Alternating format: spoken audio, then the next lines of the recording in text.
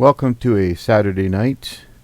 I haven't done anything last weekend because I had work to do, but this weekend, just before the weekend, last in the week, I got this guy in. Now this is, it's hard to see it on here because of the brightness. This is actually an Apple IIc Plus. So this is the machine that came right at the end of the Apple IIc era. It has 3.5 inch. This. I have the DOS EMU moved over to here because I kind of blew up the other Apple IIc. Not because of this, by the way. No. I was trying to hook up one of the Apple II old disk drives with the ribbon cable, and I thought I had a working converter that would do the job. DB19 to what they call this is IDC20, and it didn't work. It fried the motherboard. Yes, a very kind of expensive mistake. I am getting some Apple IIc motherboards in. Hopefully maybe I can put the unit back together and get it working. But just in case, I do have another Apple IIc, not a Plus, just a 2C, coming in. Now this wasn't in bad condition. The only thing I ran into was the floppy drive. I'm just going to put the ProDOS disk in. And we'll switch over to this screen here.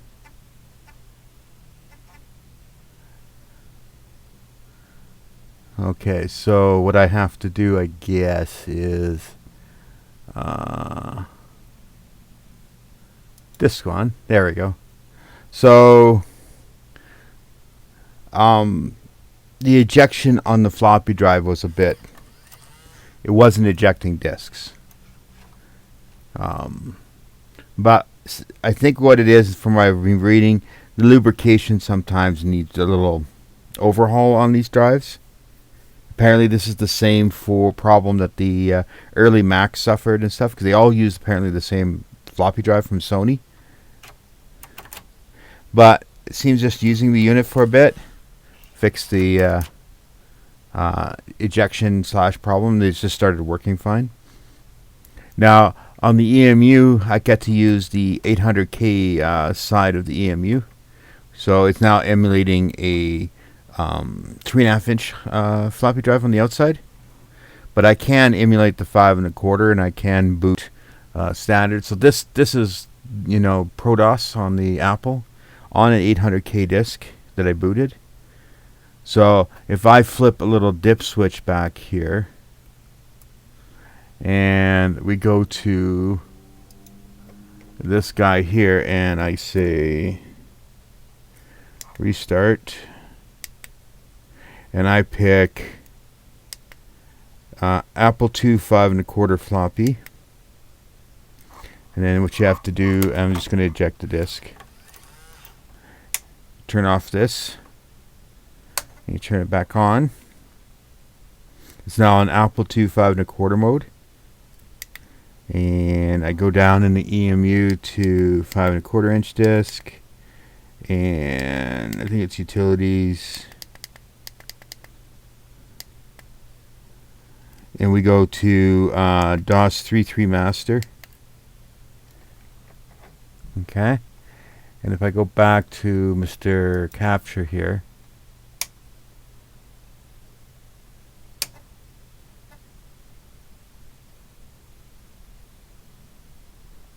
oh, it doesn't like that disk. Blank DOS, copy.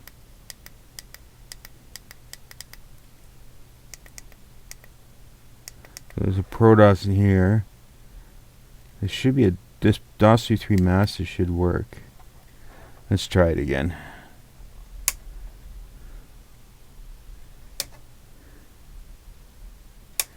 Sometimes you turn off and on it too fast.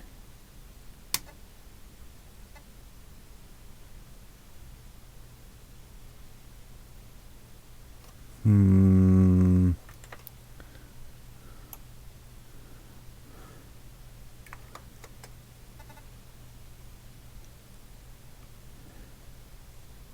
Let's try this again.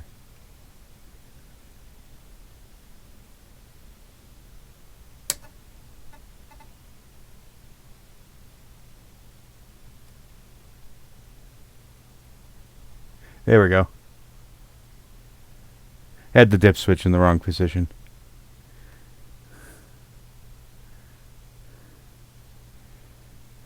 But there you go. Now it's running DOS 3.3, the alternate.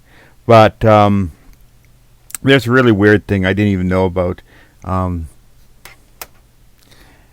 There is apparently a Pascal mode you can format a disk to.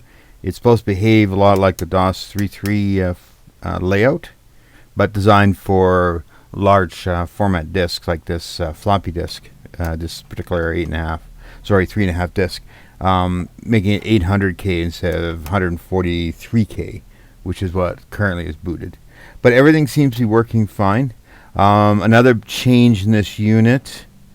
I'm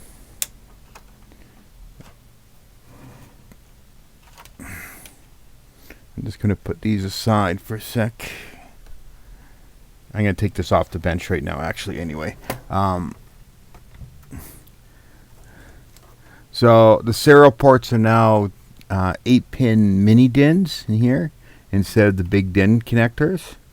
Also, the power supply for this guy here is all built in. It's not what the Apple guys would affectionately call a volt on a rope, which is what the other brick is like for the Apple IIc. So it actually uses standard stuff. Here, let me just up the brightness a bit. There we go. So, but the other ports stay the same. The video port is still the video port. Now, remember, I'm going to just take this off before I break it.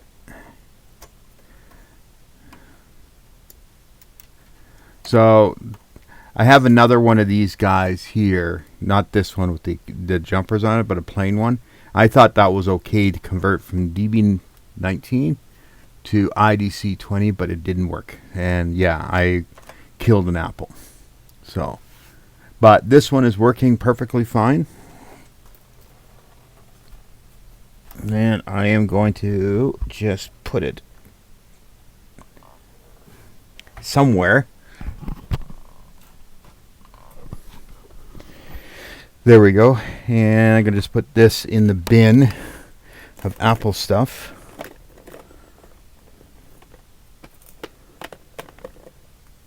Yeah, so I had to start a little bin. And this guy here can go down there too. So, the Apple II disk drive that I got are these things. People should be familiar with them. So I had 4 of them, 2 pairs come in. The first pair, the reason it's open like this is it needed a serious cleaning on the inside. It came from a smoker. And I can tell you for a fact, anything coming from smokers is horrible to deal with in electronics because that smoke guts over everything and they stink after a while. So I spent some time cleaning this. Right, I took the bottom off, which is now back attached. I haven't put the top back on yet, but I cleaned out all in here, all the back plates, all this, the door rim, just with rubbing alcohol, and these from Amazon. These worked out really good. These are glorified Q-tips with a foam piece on the end. These worked out really well. You could get into the things, do it. I say if you have to do any electronics cleaning, this is a good gizmo that I have in stock, and I'm glad I got them actually. So, and they were cheap. $11 got you a couple hundred of them. I think that's what 100 pieces for about $11. They're $50 a bag. So that was really, really handy. I got some parts from Aliexpress ordered. They're not here yet, but when I remember these guys as a kid, one of the things was I noticed on them a lot when I was a kid, they all had rainbow ribbon cables. This is a newer model than that because you can tell by the serial number, of course, right? We're talking, where is it? Serial number 1857270. So this is circa probably 1984, 85, something like that era. But when the first ones came out, and I remember them 81, they all had a ribbon cable that was rainbow colored. This one had the plain white one. But you can see that brown gunk here? All into this? That's all smoker. This whole cable is tainted brown. And, so what I did with them... Wow, it landed in my shoe. I took them off. They normally connect to here. I took them off. And I will be replacing them. I bought the a crimping tool, the thingies that you crimp onto ribbon, and the correct IDC 20 ribbon, which is 2 rows of it's 20 wires in 2 rows of 10. So 1, 2, 3, 4, 5, 6, 7, 8, 9, 10, like so. 10, then 20 underneath. So I will be replacing the ribbon cables and everything. Now, apparently, if you want to use this drive to read and write with Flux Engine and Grease Weasel and do it the way Adafruit was doing it, I am going to have to design some sort of, and I'll have to take the bottom off to do this, but there is a big wheel down here, right there.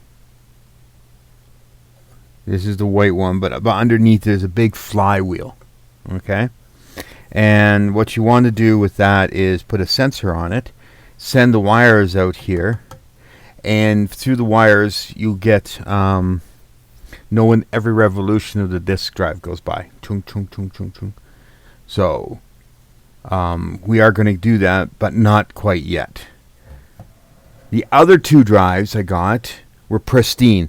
Good ribbon cables, everything really nice, the whole 9 yards. There were obviously from a non-smoker, and that was the one I was trying to test out over here. Why are my legs down there? There we go. Keyboard. So I didn't like it. The other ones because of the smoke. So I decided to kind of rebuild them. But the next 2, not a problem. Now, one device I wanted to get, because I wanted to have a look at one again, was this. This is a classical DIS2 interface card. This is the core behind it. Now, the way this thing works, it drives 2 drives. It sits in the Apple like a 2, a 2 Plus, or a 2E. I don't think it'll fit into GS. I don't remember it doing that. I think it's restricted to the other ones. You have a 555 timer here, a double one. And then you have 2 proms here and here. That's known as P6 and P5. And then you have some TTL logic on these 5 chips right here.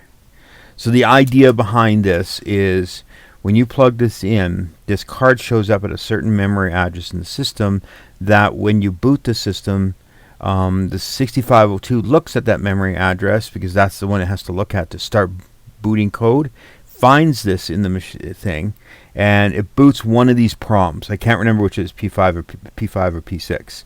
But that code gets it started to go and check and find the first sector basically on the floppy disk, i.e. to be able to load DOS into the system. But the other prom is a decoder encoder. Because the bytes stored on the floppy disk are not the full 256 bytes that you would expect from the system. Normally you would think that you would store ASCII 1 or ASCII 0 through 255, all the bytes. No, doesn't happen that way on the floppy. In fact, from some of the reading I've been doing and getting re-familiar with all this, every byte that you read off the, first of all, off the disk, once you put the byte together, the first byte, part of the byte is always on. So it's like always 1000, 1 0 0 0 0 0 0 0 in binary. It's always that way. And then you have what they call prelogue and epilogue. They're the markers to tell where the beginning of something is and the end of something is. I can't remember if it was just track or it was by the sector. So you're looking for a particular sector with a particular key marker in it, like 3 bytes. Once you find those 3 bytes, you know you have the right sector that you need to start with. And then you start reading all the bytes. I think it's 386 bytes or something that to the sector or something like that. I have to go and look at my beneath Apple DOS and read more up. And that starts the bootstrapping process where you start loading all of DOS into the Apple bit by bit. Once DOS is in the Apple and running, then you have more access to everything on. And it's all controlled. All the floppy drives, mechanics, everything is controlled by software. That floppy drive is dumb as snail snot. It has the ability to spin the disk. It has ability to move the head, and it has ability to read and write. And that's it. That's it. That's all it does. And this is like just enough to get the brains out of the floppy drive into the system. And then from there, DOS takes over and does everything else. So now I do have coming, and I'm probably later, maybe in a month or so, I don't know yet, I might invest and see if I can locate a 2 plus.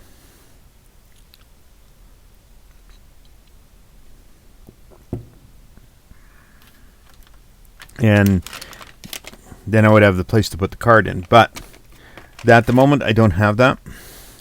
And if I manage to fix the broken Apple IIc, I think I ended up with literally 2 Apple IIcs and Apple IIc Plus. I kind of like those units because they use up less real estate on the desk and stuff like that. So that's this. And I'll just put it over here on the shelf. Now I did have a little bit of Aliexpress show up, not by much. Mainly this item. And apparently I've taken the cutting knife and moved them all over to the wrong table. One moment.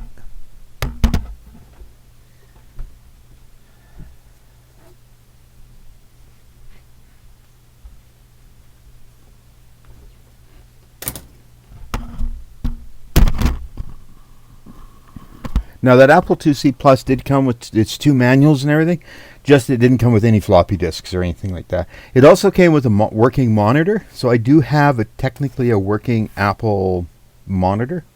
It sits right on top of the Apple IIc. It is a color one, I believe. And I have another one in a box, but it's a monochrome. It's a green phosphor. So I know what this is.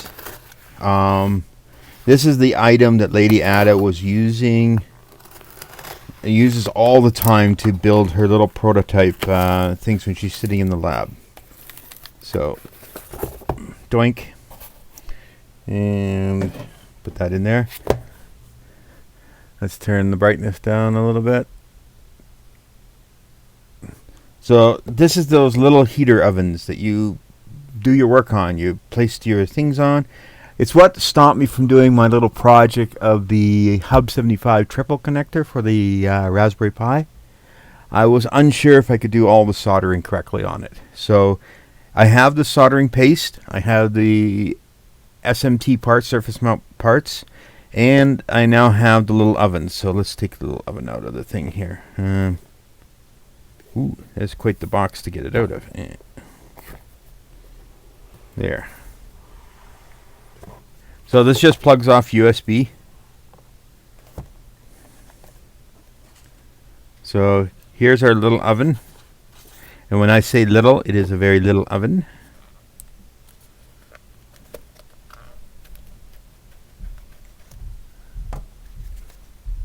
And I'll turn the brightness back up a bit. So here it is. Right there.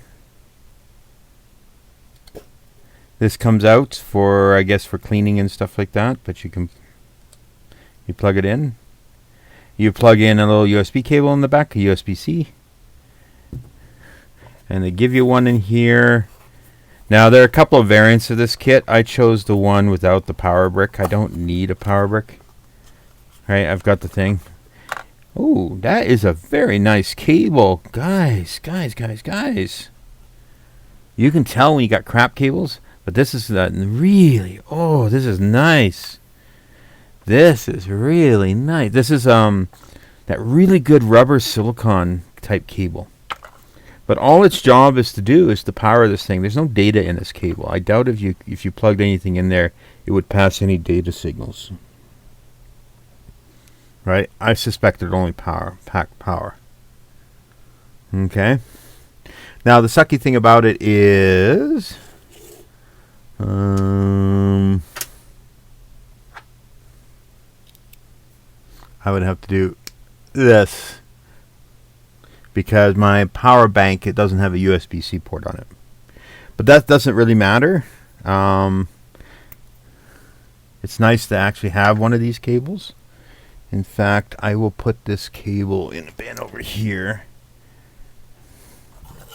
And I'll put this and this into here, along with this.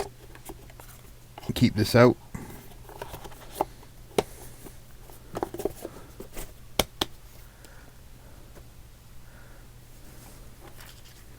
And instructions. Probably want that later. And I'll put this up here. I'm not ready to try it out yet. Hey, is there a peel on this? Yep, there's a peel. Eee, there we go. Peel. And I'll put that in there. Now, another thing, it didn't arrive when I went to work to pick up the Apple IIc Plus today, but I do have some of those FDC 34-pin floppy header to feather hats. The same ones that were being used by Lady Ada to talk to the PC floppy drive. So I had some built at PCBWay and they're on their way. So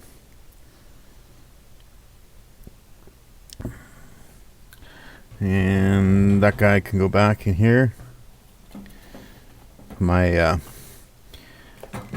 rubbing alcohol. Now I did get some stuff from Aliexpress, so let's get into that.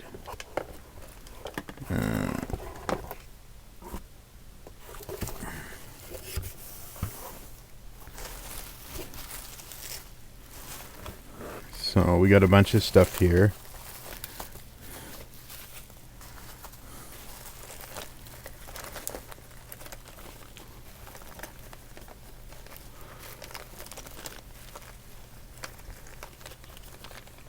Now, I don't have them yet, but just in preparation for when it gets ready, I do have some of these ribbon cables for floppy drive stuff.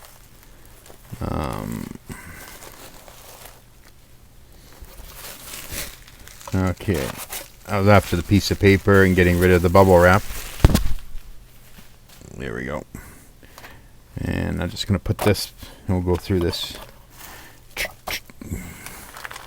Boink. Okay. So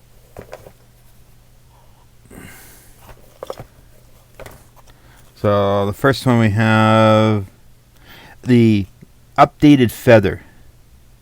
So this is a revised feather. Just had some work done on it and fixed. Although it doesn't mark it that way. It just shows it's supposed to be fixed.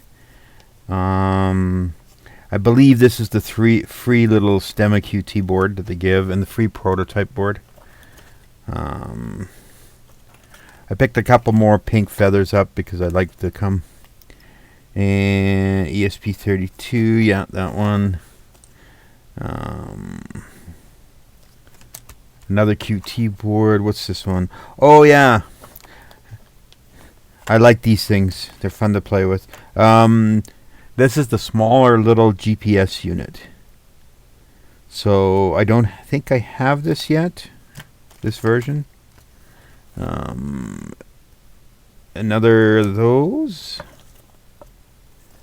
Oh yeah, the one built with the red PCB.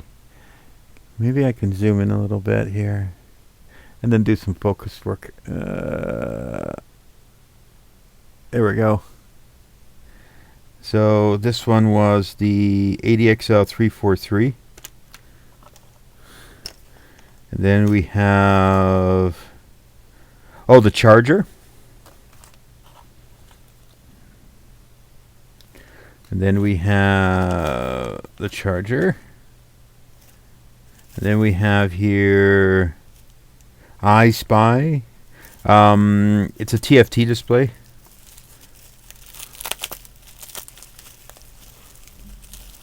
So let's get it out.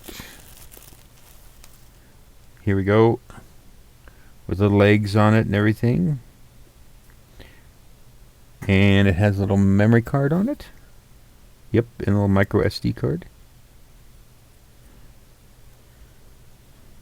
So this is the TFT display plus micro SD.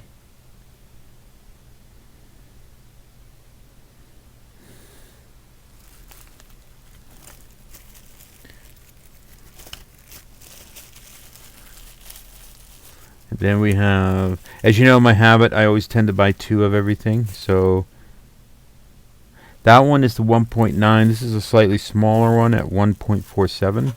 Same idea. Then we have the 2 ribbon cables for floppy. 26 pin 1mm FPC cable. She hasn't built the board yet for this. Just gotten the cables on the store, but not the board. There's a board coming that will convert. So you can take a USB floppy drive, take it out of its enclosure, and unhook the USB board from it, and put this on and onto the adapter, and then you have you can actually use the floppy drive to its full capability.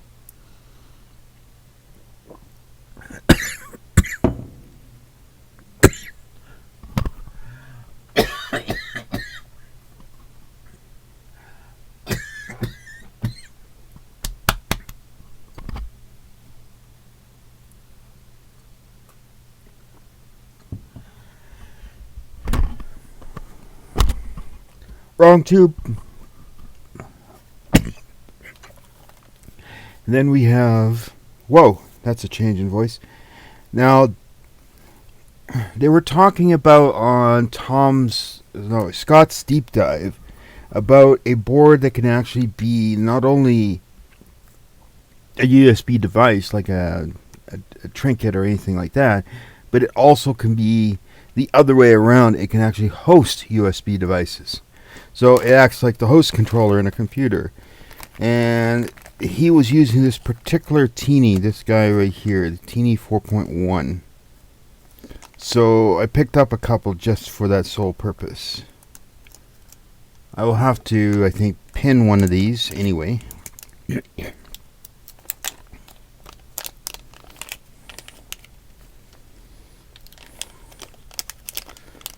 So let's see. Wow, it has a little micro SD card on it. But apparently,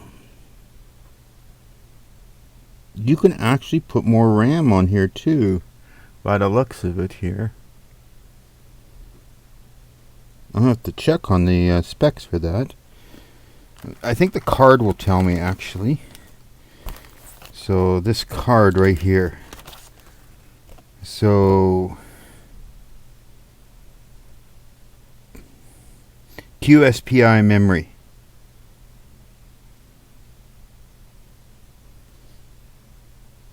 Ethernet? Yeah, see USB host right here.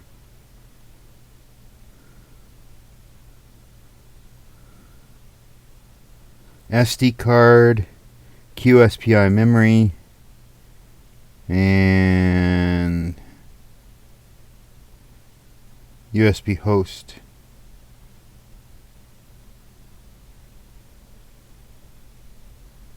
Now I did some of this memory stuff on some Cutie Pies. I modded some RP2040s, I think, or CAMD70s. I can't remember. I have to go look. But they're I put one of these chips on here, I'll have to find out what chip needs that can go on here and maybe get some of them. Now this Ethernet is interesting. R LED TX, R ground TX, 6 wires. I'll have to look this up, find out how this works. That'd be interesting if this board was actually capable of Ethernet. And I really like when boards like this come out with big cards like that. So, doink, doink. So I'm going to go to the web and well, that doesn't look like the website I want, does it? We want, can we even find it? No, no, no.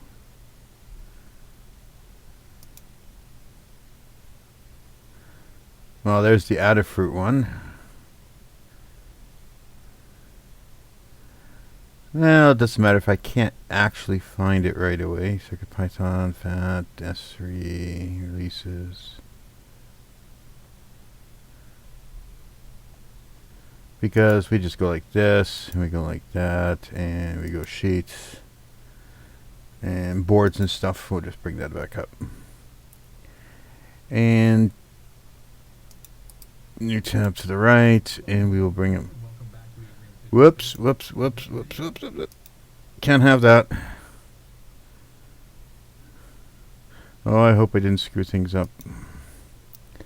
Yes, you do a little bit of the wrong audio in your videos, and the YouTube cops come after you.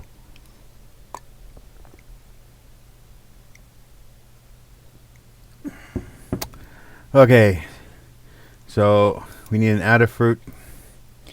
So 4622. Yeah.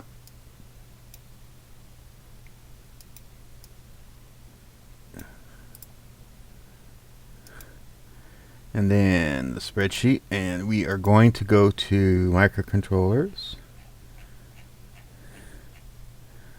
And I'm pretty sure I don't have this one in here. Control Z.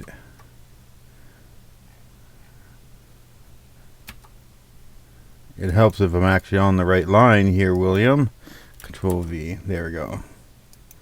And this was 4622. 2 boards. Yeah, technically it's a kit. Yeah, it needs assembly and it's not assembled.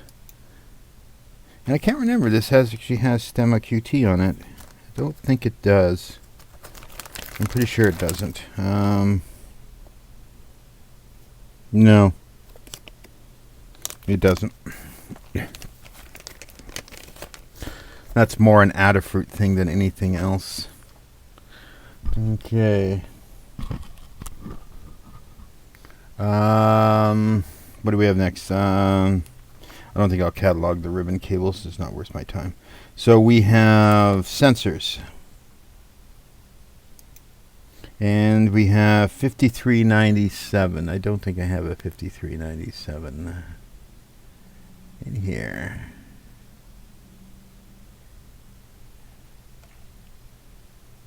Close. Yeah, we don't have one. So we need a 5397. 5397. This guy right here. And we'll come over here.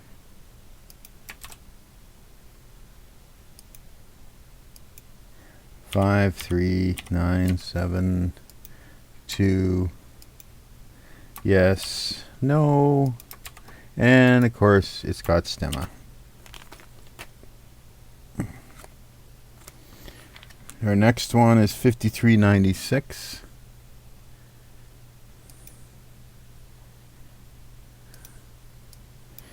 Uh, 5396. Time of flight sensor, Control C. You know, I swear I had this one already. Why do I have it again?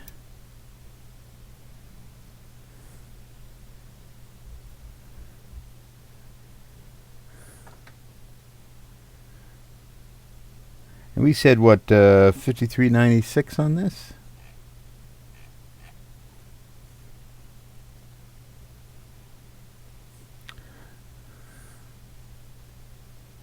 $51.50,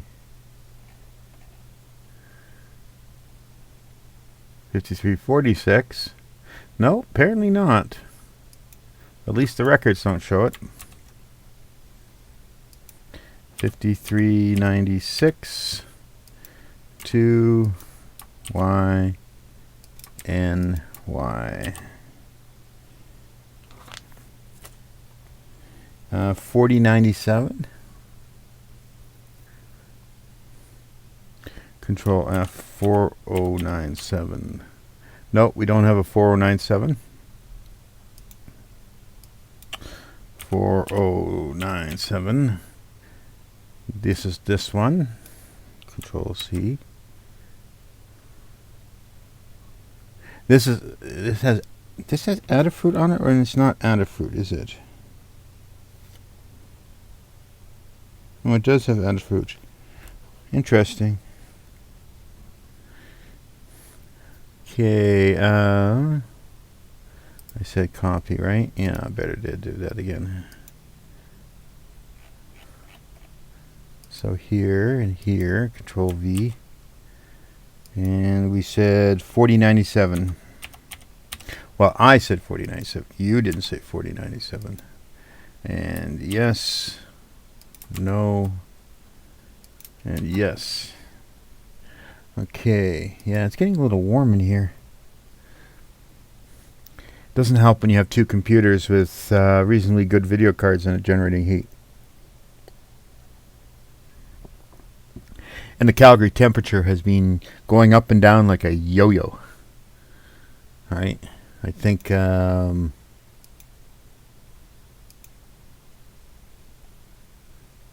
it's like 9:30 p.m. in a March, and it's still 4 degrees now outside. And tomorrow it's going to be 12 in the daytime. So maybe we're kind of over the snow, but I better not say that word out loud too much, because you know what'll happen. Contrary to popular belief, it'll just come right on back. So here's my free one, and this was 43.66.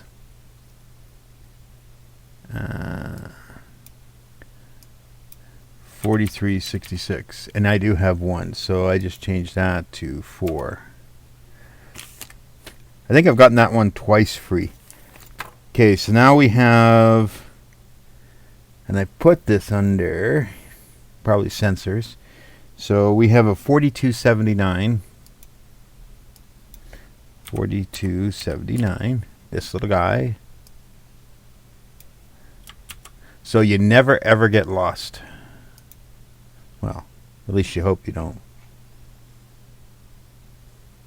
And I don't think I have this one, 4279. It would be really bad. Yeah, I don't have that. Okay.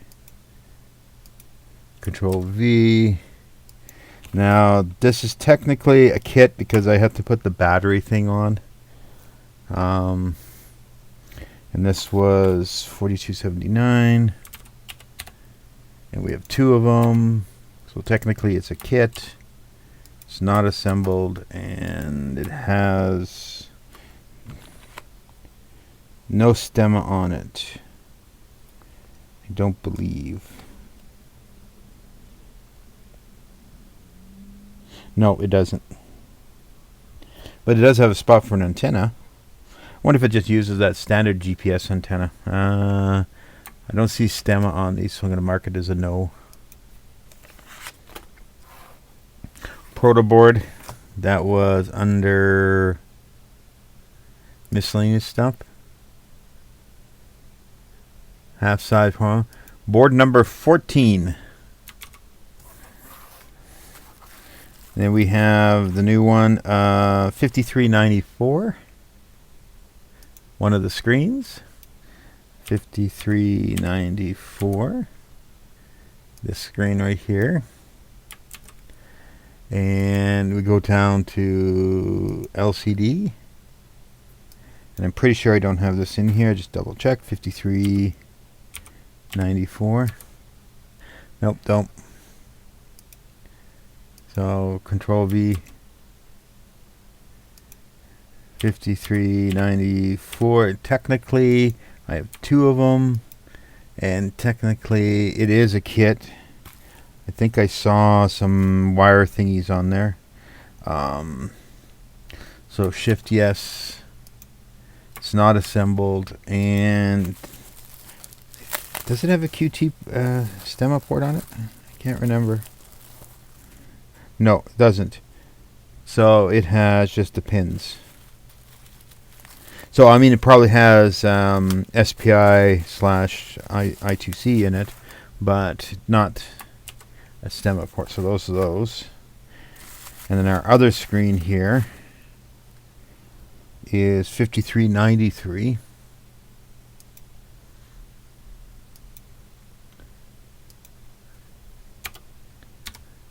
This one. Control C. Oh, I didn't realize this one was rounded.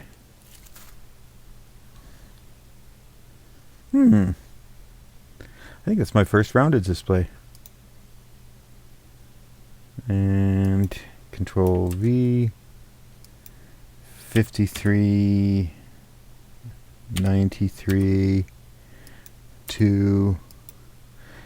Yes, I gotta put pins on it. No, and I'm pretty sure these ones don't have a stemma port on them either. I don't think they do anyway.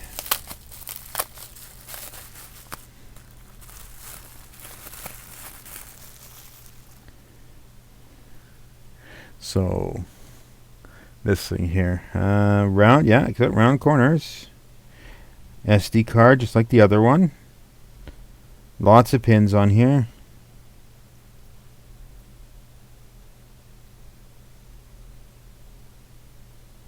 So SCK, Mizo, and Mozzie.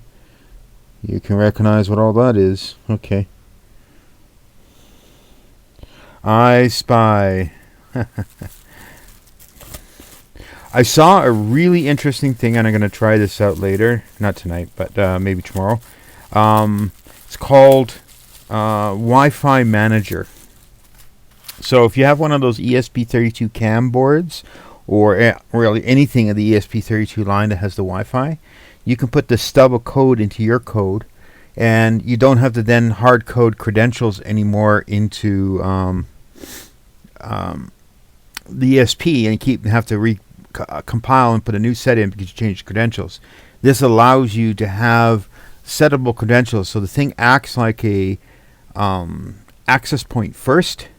You set the credentials, and it flips over and then becomes a device, just a normal Wi-Fi device. So kind of handy. I was watching a video on Drone Workshop, and he was going through the setup of it. It looks like it's very straightforward. At least on the Arduino side, it's just a few lines of code you add to yours, and a block you just change, and you can actually have it reset itself all the time, so that it goes in. If you power it off or whatever, and you power it on, it will ask you for your credentials again. You just set it with a phone or something like that. It works really well, or the PC. And we have two more sensor boards here, and I'm pretty sure 5303, I might already have this one. 5303. No, I don't. Oh. Some of these boards, I have a different generation of them. Yeah, so this is the fixed one that she replaced. So I actually have, I believe, an ESP32 S2 Feather. I think the Huza or whatever. This is very, very similar to this thing. But this is the fixed version of it. And she said she fixed the power consumption and stuff in this. So this is actually a microcontroller. And I do have one 5301 of one.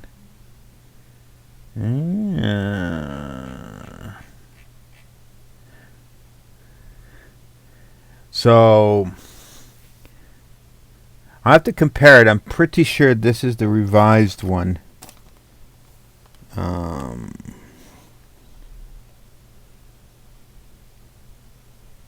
have to look at the other one too. So what I'm going to do with this one, when I put it in here, is Control V Rev 2. 5303, and it's 2. Yes, it's a kit. No, it's not assembled, and it does, I believe. Does it have it? Yes, right on top of the board. Yes, it has the stemma.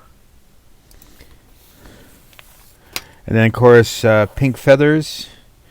That is 4884. 4884, and that's right here. Wow. That makes 2. Whoops, 12.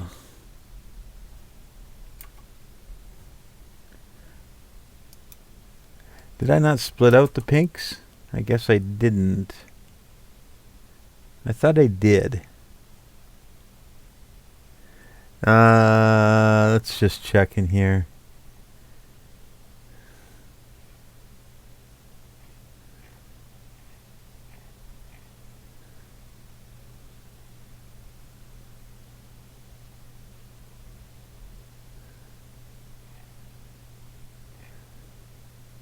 Yeah, I did. Okay, so this guy here is... That one stays 10, and there's a pink one in here. Pink Adafruit feather. I need to change that around. That should be... that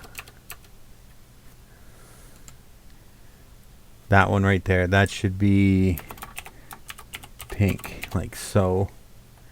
And we now have 4 of them, like so. I thought I had more than 4. I know I got 1 for free. I have to check. I think I might have mixed the count for this into the other ones, and I need to check. Yeah. I wonder what I did with them all.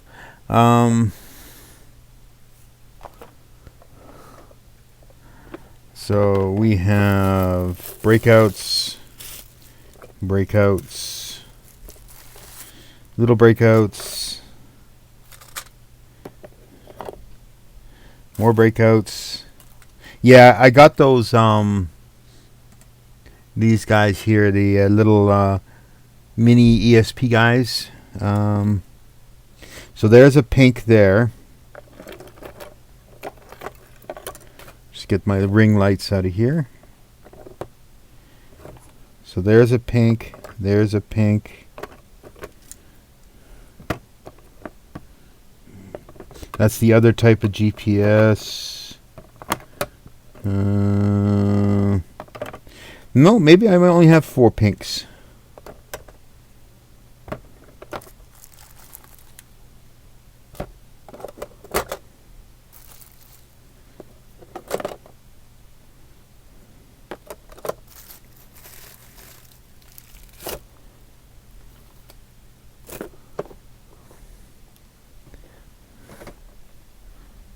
They actually all have projects on them. That's one benefit of having lots of these, is you can just keep changing projects. Wow. I think I'm going to have to play with the heat tonight and turn it all down. I think I'm going to melt tonight if I'm not careful. So, oh yeah, I had a rent increase. Ooh. That's right. 5 years, and finally I had my first rental increase.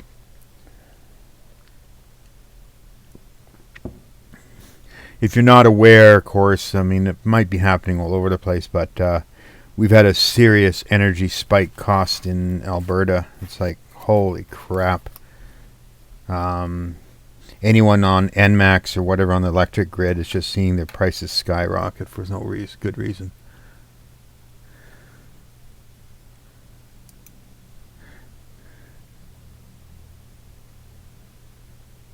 Why is the count wrong there? Control Z. There we go. There we go. So back to here. I have a bunch of soldering, of course, to do. All these boards, these displays, batteries onto those. And of course, so a lot of times with these doubles like this, what I've been doing now is in my tray of here. So these are ones without doing the soldering on them.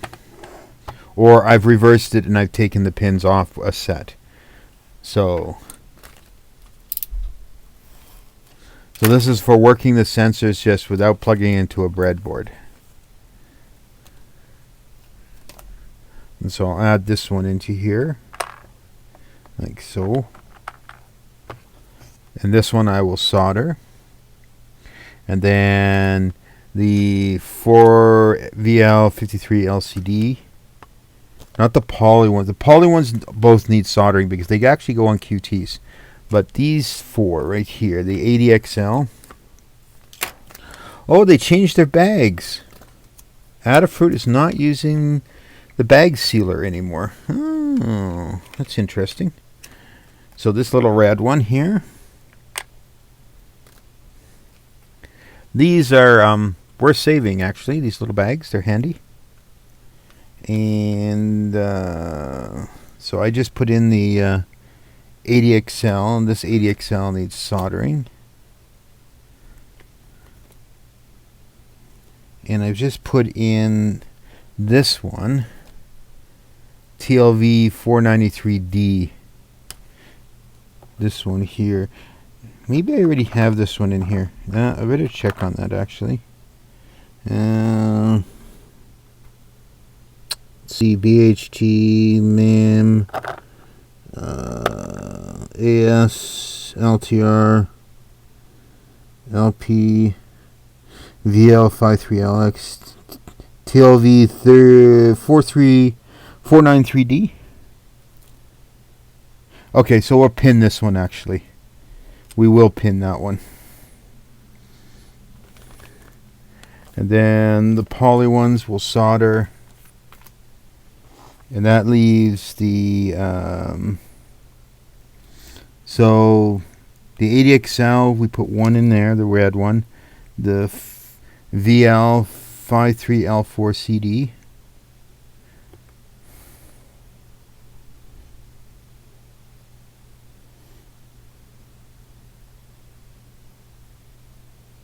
I have a 53L1X. So,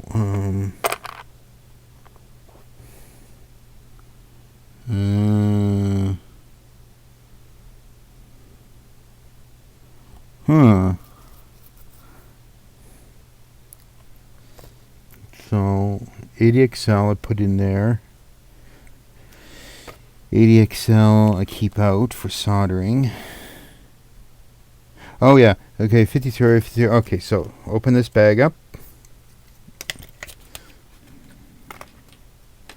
And we'll toss that over there, and we will put this in here. There we go.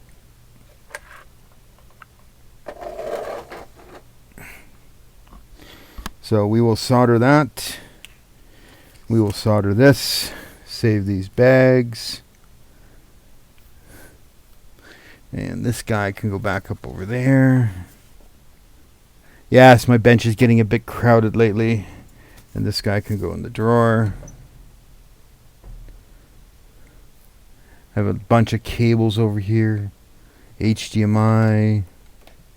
You know, short. Crap like that. Turns out this HDMI cable that is in a ribbon format right here is pretty crappy. Doesn't work worth a damn. Watch out for that. Avoid that if you can. Funny thing is, this is supposed to be a composite, but the Apple cable that actually came with the Apple works better than this one does. This one doesn't work with a crap. It's supposed to be for composite, but it doesn't work. Oh, and I had some other soldering over here to do too. This one's. I was going to do something with this. I can't remember. I think they need pinning, and I think as for that board up there, that breadboard. So, but I think this is about it. So I've got a bunch of soldering work to do, some stuff to come in. There's apparently, according to Aliexpress tracking, there's a whole pile of stuff that's in the country. It's just that when they say it's here, it's sometimes sitting in Vancouver and hasn't actually gotten to the mailbox here. So, and I did get, as I said, off eBay another Apple IIc and 2 Apple IIc motherboards. So maybe I can fix that other Apple IIc. We'll find out. When I get to that, that'll be an interesting job to work on. I'm so sad because the board that is in the broken Apple IIc is the newer rev of the Apple IIc board. It's 1986 board, not the 1983 board. And it's less chips and stuff. It's like really nice. Except I blew it up. I feel very annoyed with myself over that. Extra pins. So I'm going to let you go, and I am going to change the temperature in this room because I'm boiling and I'm just too hot and not comfortable to do any soldering at the moment. So, toodaloo.